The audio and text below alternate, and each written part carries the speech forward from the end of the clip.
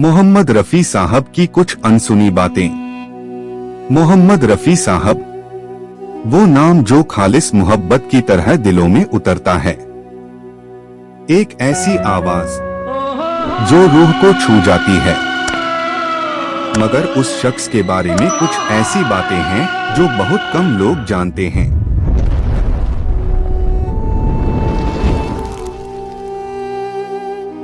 एक जब पैसे से ज्यादा इंसानियत अजीज थी। रफी साहब को शोहरत और दौलत से कोई लगाव नहीं था। कई बार ऐसा होता कि कोई नया संगीतकार या गरीब फनकार उनके पास आता तो वो बिना एक पैसा लिए गाना रिकॉर्ड कर देते, बल्कि कुछ मौकों पर तो उन्हें खुद पैसे दे देते और कहते, बेटा ये तुम्हारी मेहनत की कद्र है, मुझसे जो बन पड़ेगा करता रहूंगा।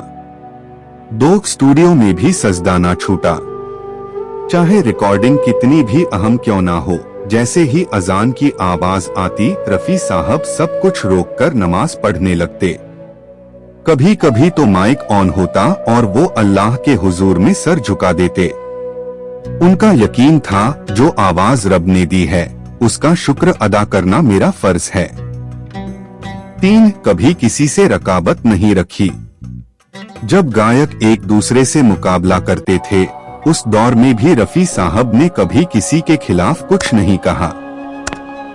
चाहे किशोर कुमार हो, मन्ना डे या मुकेश, हर किसी से अदब और मोहब्बत से पेश आते।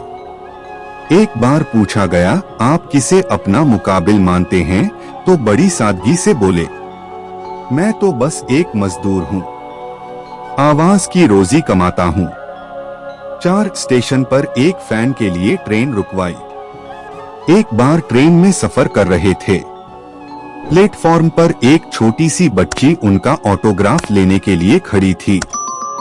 ट्रेन चलने लगी तो रफी साहब ने टीटी से कहा, जरा 2 मिनट ट्रेन रोक दीजिए, किसी का ख्वाब अधूरा ना रह जाए। 5 अपनी कब्र की तहरीर खुद लिखवाई।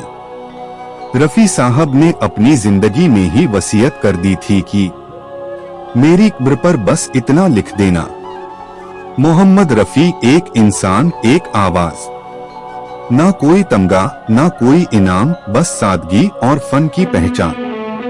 वो शख्स चला गया, मगर उसकी आवाज आज भी हवाओं में गूंजती है।